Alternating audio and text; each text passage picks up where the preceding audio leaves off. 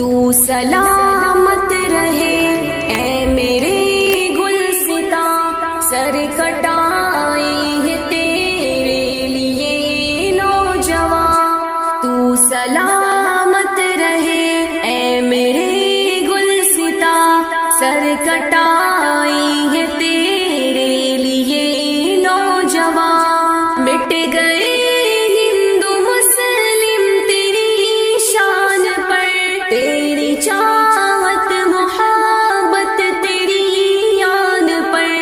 مٹ گئے ہندو مسلم تیری شان پر، تیری چاہت محبت تیری یاد پر. خون سے ہم نے سینچا ہے یہ بوستا.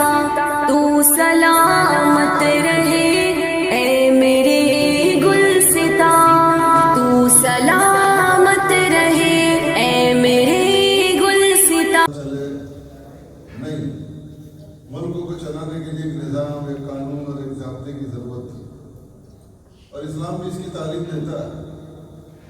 جتنے بھی انبیاء اور کتابیں نازل کی گئی ہے، صحیفے ہے، وہ کیا تھا؟ ضابطے اور قانون، قوانین کی کتاب، تاکہ ایک قوم، ایک امت ایک نظام کے تحت چلے، سب کے لیے قانون یکساں ہو، کوئی اونچ نہیں، کوئی نیچ نہیں.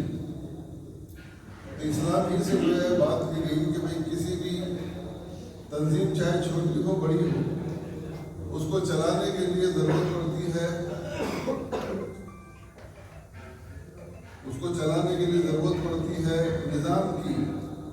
اس کے تحت ہمارے ملک میں بھی آزادی کے بعد پھر یہ سلسلہ، یہ چرچا ہوئی، اور اس کے بعد بیٹھ کر ایک ضابطہ، ایک قانون اور ایک نظام بنایا گیا. اب نظام بنانے میں ہم کیا سنتے ہیں؟ بھیم راؤ امبیڈکر، یہ اس قانون بنانے والی مجلس کے ممکن ہے ذمہ دار ہو، لیکن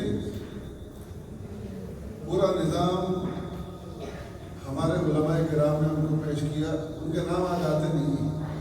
جمعیت علماء کا بڑا رول، بڑا کردار رہا ہے دستور بنانے میں، اور انہوں نے پھر ایسے قوانین اور ایسے ضابطے بنائے کہ اس ملک میں رہنے والے ہزاروں برادریاں اور ذاتیہ، ان کو آزادی ملے اور وہ آزادی کے ساتھ اپنے اپنے مذہب پر عمل کرے. چنانچہ ایک ایسا نظام، ایسا ضابطہ بنایا گیا. چنانچہ یہاں پر قانون میں اور ہندوستان کے آئین میں مسلمان کو بھی اپنے مذہب پر عمل کرنے کی پوری آزادی، آدیواسی قوم کو پوری آزادی، اسی طریقے سے سکھ ہو، عیسائی ہو، جتنی بھی برادریاں اور مذہب کے لوگ یہاں پر بستے ہیں، ہر ایک کو آزادی دی گئی. اور اس کے لیے ایک نظام بنا. غالباً وہ دستور نومبر میں مکمل ہوا، اور اس کے بعد میں پھر اب باقاعدہ طور پر اعلان کیسے کیا جائے، اس کے لیے پھر 26 جنوری کا انتخاب کر کے اس دن باقاعدہ طور پر یہ اعلان کیا گیا کہ آج سے جو ہے ملک میں ایک جو نظام، جو قانون، جو ضابطہ بنا ہے، اس کو آج سے نافذ کیا جا رہا ہے.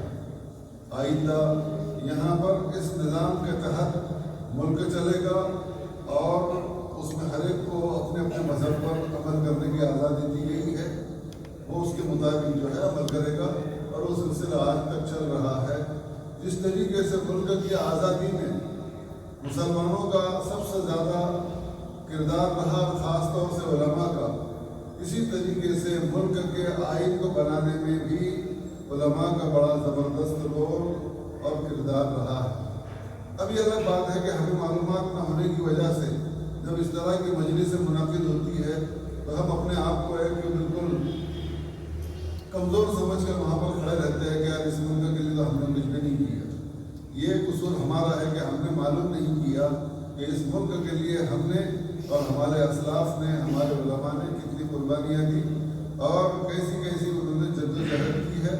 یہ معلوم نہ ہونے کی وجہ سے پھر آدمی اپنے آپ کو بہت ذلیل سمجھتا ہے، اور فتح عہدہ مضموم مخذولہ والا سے طریقہ ہو کر وہ ایک کونے میں بیٹھا رہتا ہے، چپ چاپ کچھ بولتا نہیں ہے. اس لیے دوستو عزیز طلباء، یہ تمہاری ذمہ داری ہے، اس کو بھی معلوم کرے آئین کیا ہے، ہمارے ملک کا دستور کیا ہے، اس کو معلوم کرے، اور اس کے مطابق ہم اسلامی نظام کو رکھ کر ہی وہ ضابطے بنائے گئے۔ اب اس کے بعد میں چونکہ ناشتے میں تھوڑا اور ٹائم ہے، میں مفتی بلال صاحب کو دعوت دیتا ہوں کہ مزید اس سلسلے میں طلبا کو جو ہے آئین اور یوم جمہوریہ سے متعلق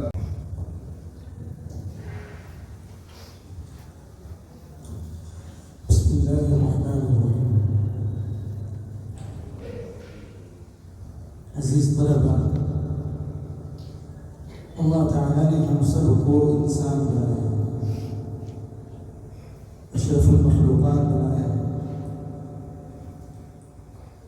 انسانوں کے مزاج کے اندر ہی اس بات کو اللہ تبارک و تعالیٰ نے رکھا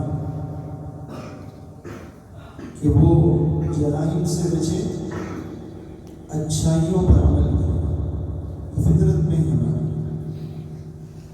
جرم کی نفرت، اچھائیوں سے محبت، یہ ہماری فطرت کا جزء ہے، ہماری فطرت کا حصہ ہے۔ اور کون سی چیز اچھی ہے، کون سی چیز بری ہے، کون سا کام جو ہے وہ بھلا ہے اور کون سا کام جرم کی کیٹیگری میں آتا ہے، برا ہے، اس کے لیے قانون ضروری ہوتا ہے۔ اسی وجہ سے ابتدائی یعنی اسلام، انسان جب اس دنیا میں وجود میں آیا اور جب وہ ایک مجمع کی شکل میں رہنے لگا، چند لوگ اکٹھے ہو کر رہنے لگے، تب اس چیز کی ضرورت محسوس ہوئی کہ کوئی قانون ہو جس کے مطابق زندگی گزاری جا سکے۔ تو پھر ہر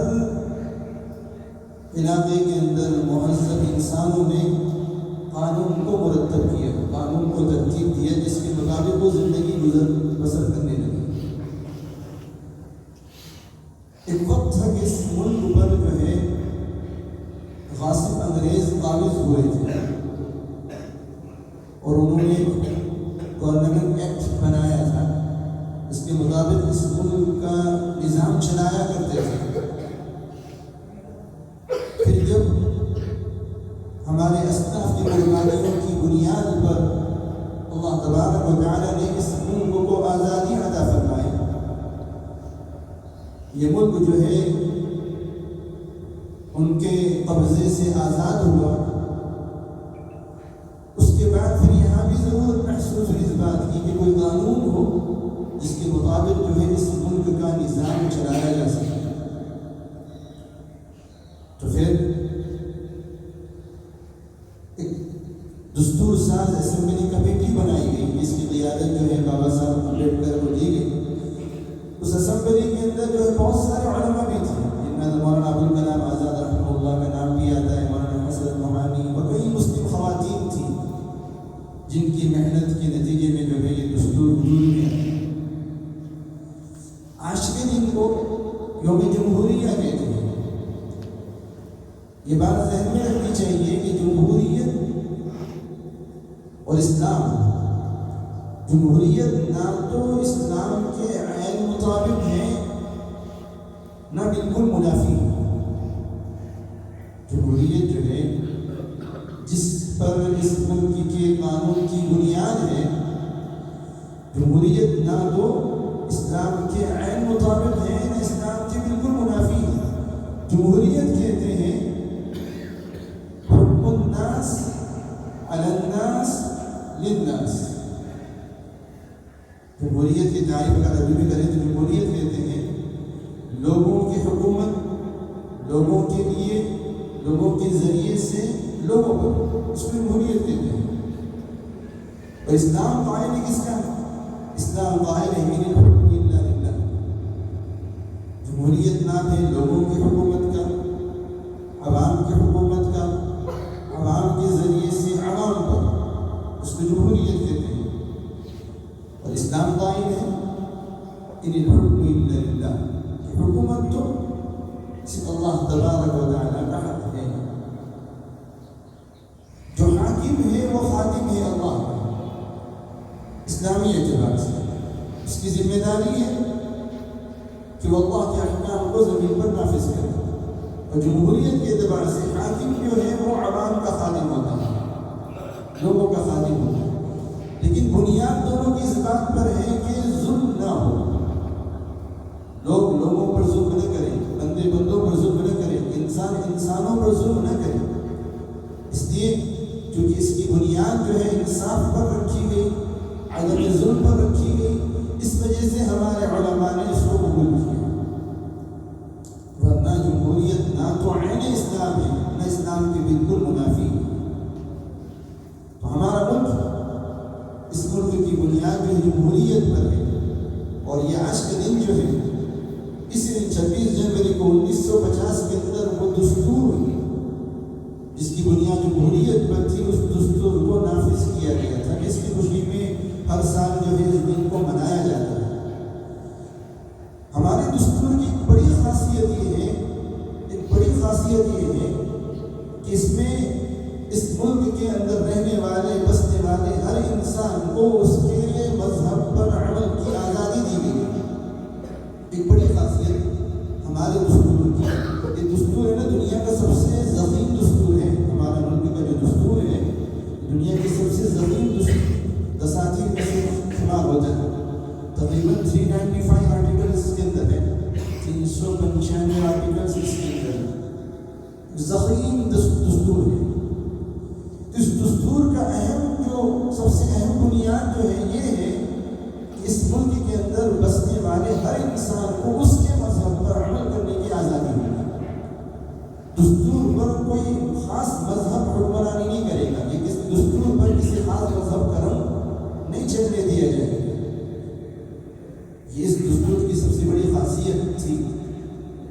لیکن ہم دیکھ رہے ہیں دھیرے دھیرے جو اس ملک کا اکثریتی طبقہ ہے، دستور کو تبدیل کرنے کی طرف عملاً جو ہے نامزد ہے۔ اگرچہ زبانی طور پر جو ہے حب وطنی کا یا دستور سے محبت کا زبان سے بہت نعرہ لگایا جاتا ہے، لیکن عملاً جو ہے وہ دستور میں تبدیلی کی طرف چل جا رہے ہیں، اور باقاعدہ بنانے کے ساتھ جو اس کی کوشش ہو رہی ہے۔ ہماری ذمہ داری ہے اس دستور کی حفاظت، اس دستور کو بنانے کے اندر ہمارے اسلاف کا بڑا اہم کردار رہا، اس دستور کی حفاظت ہماری ذمہ داری ہے۔ دوسرے جو ہمارے مقابل ہیں یا جو ہم کو اپنا مقابل سمجھتے ہیں، جو ہم کو اپنا دشمن سمجھتے ہیں، وہ تو اس ملک کے دستور میں تبدیلی کے قائل ہیں اور اس کی کوششوں میں لگے ہوئے ہیں۔ اور زمانہ چونکہ یکساں نہیں رہتا، اللہ نے قرآن کریم کے بیان فرمایا تلک الایام نداولها بین الناس، یہ اتار چڑھاؤ تو آتا ہے، یہ اس دنیا کے وجود میں عاجز ہونے کی علامت ہے۔ اس دنیا کی کسی بھی چیز کو بقا نہیں ہے، اس کائنات کی کسی بھی چیز کو بقا نہیں ہے، یہ اس کے حادث ہونے کی سب سے بڑی علامت ہے۔ ہم یہاں جو بھی چیز دیکھتے ہیں، اگرچہ ہمیں یوں محسوس ہوتا ہے کہ وہ اپنی حالت پر قائم ہے، جیسے بلڈنگ دکھائی دے رہی، ہمیں یوں محسوس ہوتا ہے کہ بلڈنگ جیسی بنی تھی ابھی بھی ویسی ہی ہے، ایسا نہیں ہوتا۔ انسان ہمیں یوں محسوس ہوتا ہے کہ جیسے کل تھا آج بھی ویسے ہی نہیں، ایسا نہیں ہے۔ ہر لمحہ اس کے اندر کچھ نہ کچھ تبدیلی ہوتی ہے۔ ناخن دیکھیں، ابھی محسوس ہو رہا ہے کہ ناخن جیسے کل تھے آج بھی ویسے ہی، لیکن کچھ ایک دو دن گزرے گی تو اس میں بڑھوتری محسوس ہوگی۔ بالوں کے اندر دیکھیں، محسوس تو ہوتا ہے کہ بال اپنی حالت پر ہیں، لیکن کچھ دن گزرتے ہی اس کے اندر بڑھوتری محسوس ہوتی ہے۔ تو یہ کائنات ہی ایسی ہے کہ اس ملک کی کائنات کی کسی بھی چیز کو بقا نہیں ہوتا، یہ ثبات نہیں ہوتا، تبدیلی ہر ایک کے ساتھ جڑی ہوئی ہے، تغیر ہر ایک کے ساتھ جڑا ہوا ہے۔ ہماری ذمہ داری ہے کہ اس دستور کی حفاظت کے لیے ہم کوشش کریں کہ اس دستور کے بنانے کے اندر ہمارے اسلاف کا بڑا اہم کردار رہا، اپنے عمل کے ذریعے سے بھی۔ اور حفاظت کیسے ہوگی، اس بات کو ذہن میں رکھنا اور لوگوں میں عام کرنا یہ بے انتہا ضروری ہے کہ یہ دستور جو ہے، اس دستور سازی کے اندر ہمارے بڑوں دوسرے جو اس کے آرٹیکلز ہیں، جو اس کی شقیں ہیں، اس سے واقفیت کہ ہمارا دستور ہم کو کیا حق دیتا ہے، ہمارا دستور، ہمارے ملک کا جو دستور ہے وہ ہم کو اس ملک کا شہری ہونے کی حیثیت سے کیا حقوق دیتا ہے، اس سے واقفیت۔ ناواقفیت یہ بہت بڑا جرم بھی ہے اور بڑی کمزوری بھی ہے اور مصیبت بھی ہے، چاہے ناواقفیت ملک کے دستور سے ہو، چاہے اسلام کے قوانین سے ہو،